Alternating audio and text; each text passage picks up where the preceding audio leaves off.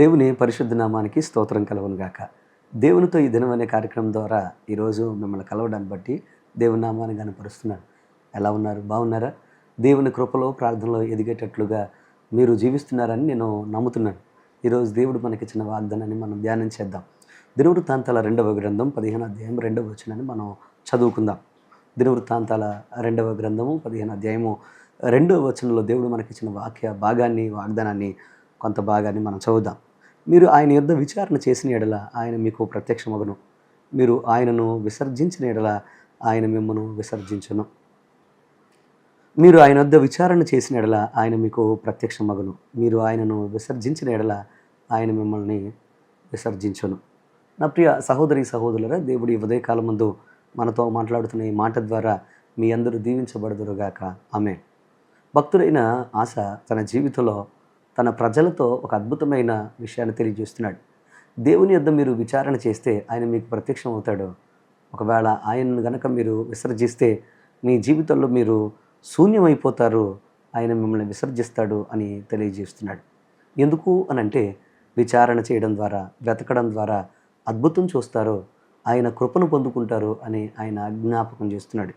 ఇంతకుముందు ప్రజలు డబ్బు కోసం, పేరు కోసం, సుఖం కోసం, వారి స్వార్థం కోసం వారు వెతికి వారు ప్రయత్నం చేసి దేవునికి దూరమయ్యి దేవుని లేని స్థితిని, శూన్యస్థితిని సంపాదించుకొని దేవుని చేత విసర్జించబడిన జనాంగంగా తయారయ్యి భయంకరమైన కష్టంలోనూ, నష్టంలోనూ, యుద్ధంలోనూ నిలబడవలసిన భయంకరమైన దౌర్భాగ్యం ఏర్పడింది. శత్రువు చుట్టూరు చుట్టుకున్నప్పుడు, భయంకరమైన శోధనలు వారి మీద ఆవరించి ఉన్నప్పుడు, ఏం చేయాలి నిస్సహాయ స్థితిలో ఉన్నప్పుడు వారితో ఆశ మాట్లాడుతున్నాడు. మీరు దేవునికి దూరమయ్యే కదా ఈ స్థితికి వచ్చారు.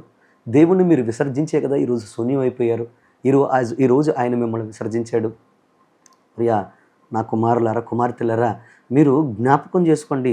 దేవునిని మీరు విసర్జించకండి. ఆయన మీరు ఆశ్రయించండి. ఆయనను మీరు విచారణ చేయండి.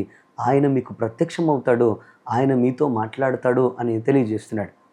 ఈరోజు ప్రియ తమ్ముడు, చెల్లి, ప్రియ సహోదరి సహోదరుడా, చాలామంది దేవుని విసర్జించి ఈ రోజున కష్టాల పాలవుతున్నారు, నష్టాల పాలవుతున్నారు, ఇబ్బందులు పాలవుతున్నారు. డబ్బు కోసం, పేరు కోసం, ప్రఖ్యాతల కోసం, ఆస్తుల కోసం, అంతస్తుల కోసం, ఈ లోకంలో ఉన్న ఘనత కోసం పరుగులు పెట్టి చాలామంది దేవుని కృప కోసం, దేవుడిచ్చే ఆశీర్వాదం కోసం, ఐశ్వర్యం కోసం, డబ్బుతో కొనలేని ఆయన యొక్క అద్భుతమైన క్షేమం కోసం చాలామంది ప్రయత్నం చేయట్లేదు. ఈ రోజున ఒకవేళ నువ్వు డబ్బు సంపాదించడానికి ప్రయత్నంలో డబ్బు సంపాదించవచ్చు, ఆస్తులు సంపాదించవచ్చు, నీవు ఆరోగ్య సంపాదన ప్రయత్నంలో ఎన్నో నీకు నచ్చినవి తింటూ నువ్వు పరుగులు పెట్టవచ్చు. కానీ ఒక మాట చెప్తాను విను, క్షేమము, ఆరోగ్యము, అలాగే నీ జీవితంలో ఆయుష్ అనేది కేవలం దేవుడు మాత్రమే ఇవ్వగలిగింది. ఒకవేళ దేవుణ్ణి విడిచిపెట్టి ఎన్ని సంపాదించినా అవన్నీ శూన్యమైపోతాయని మీకు తెలుసా? ఈరోజు దేవుడు మీతో ఉన్నాడా? ఎందుకు వచ్చింది కష్టం? ఎందుకు వచ్చింది ఇబ్బందులు? ఎందుకు మీ జీవితంలో ఎన్నో కష్టకరమైన పరిస్థితులు ఏర్పడుతున్నాయి? ప్రతిదినము ప్రతి క్షణం కూడా ఎందుకు నలిగిపోతున్నారు? ఎందుకు భయంకరమైన వేదన మీ జీవితంలో అనుభవిస్తున్నారు? ఎప్పుడైనా ఆలోచించారా? ప్రియతముడు, చెల్లి, ప్రియ సహోదరి సహోదరుడా, దేవుడు ఉదయకాలం ముందు మీతో మాట్లాడుతున్నాడు. శూన్యమైపోతున్న వారితో మాట్లాడుతున్నాడు. ప్రియతముడు, చెల్లి, ప్రియ సహోదరి సహోదరుడా, వెతకండి, ఆయనను వేడుకొనండి, ఆయన యొద్ద విచారణ చేయండి. విచారణ చేస్తే తప్పకుండా మీ శూన్యస్థితి ఆశీర్వాద స్థితిగా మారిపోతుంది. దేవుణ్ణి విడిచిపెట్టిన సంసోను ఏమయ్యాడు? శూన్యమైపోయాడు. దేవునికి దూరమైన సంసోను తన జీవితంలో సమస్తాన్ని కోల్పోయాడు. ప్రియ సహోదరి సహోదరులారా, దేవుణ్ణి వెతికితే నువ్వు తప్పకుండా ఆయన కనుగొంటావు. ఆయన ప్రత్యక్షతను నువ్వు చూస్తావు. ఈరోజు దేవుణ్ణి వెతకడం అంటే ఏంటి? దేవుణ్ణి వేడుకోవడం అంటే ఏంటి అని అంటే సంపూర్ణ హృదయంతో ఆయన సన్నిధికి రావడం.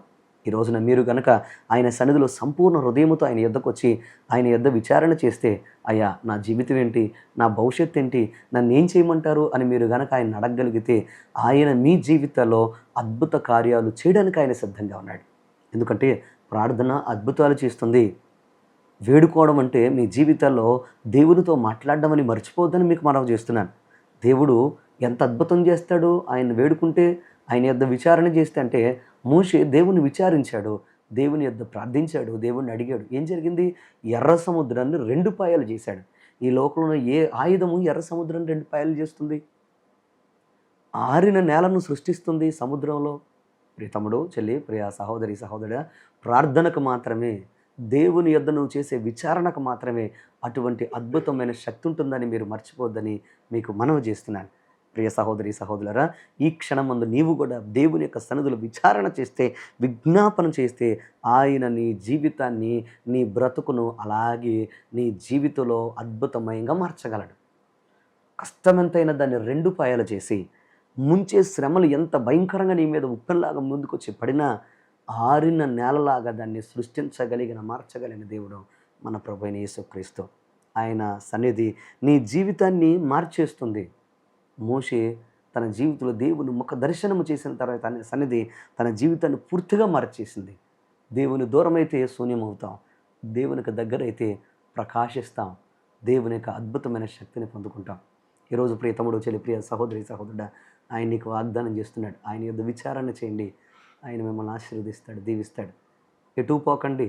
దూరమై కోల్పోతూ, దూరమై నీ జీవితాన్ని కోల్పోతూ, దూరమై శూన్యమైపోయే స్థితి నుండి ఆయన సమీపంగా వచ్చి అద్భుతమైన ఆశీర్వాదాలు అనుభవించే స్థితిగా మీ స్థితిని మీరు మార్చుకోవాలని, మీ బ్రతుకుని మీరు దిద్దుకోవాలని మీకు మనవి చేస్తున్నాను. అట్టి కృప దేవుడు మీకు అనుగ్రహించి ఘనమైన పాత్రలుగా, బలమైన పాత్రలుగా ఆయనే మిమ్మల్ని నిలబెట్టునుగాక. ఆమేన్. ప్రార్థన చేసుకుందాం. ప్రార్థన ఏకీభవించండి. మా పరమ తండ్రి నీకు వందనాలు, స్తోత్రాలు ప్రభువా. ఈ ఉదయకాలంలో ప్రత్యేకంగా ప్రియ బిడ్డలందరినీ మీరు జ్ఞాపకం చేసుకోండి. ఎంతమంది అయితే ఈరోజు వాక్యం విన్నారో వారందరి జీవితంలో ఒక అద్భుతం జరుగునుగాక. అయ్యా, నీకు సమీపం అయితే మాకు ప్రత్యక్షమవుతావు.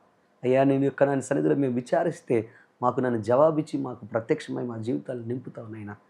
నీకు దూరమై శూన్యమైపోయిన వారు అనేక మంది. ఆశ తన ప్రజలను గుర్తు చేస్తున్నాడు. దూరమైపోయే కదా శూన్యమైపోయారు.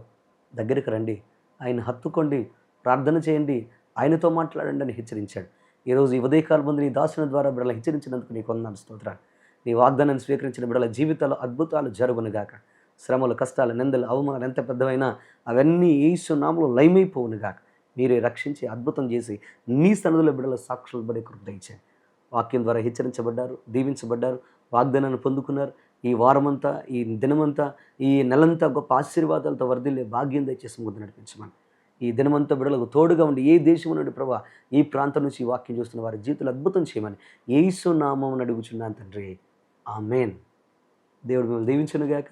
ఈ వాక్యం కనుక మీకు ఆశీర్వాదకరంగా ఉంటే తప్పక మీరు స్టేటస్లో పెట్టుకోండి. అలాగే అనేక మంది మీ యొక్క బంధువుల, స్నేహితులతో పంచుకోండి. God bless you all. దేవుడు మిమ్మల్ని దీవించునుగాక. ఆమేన్.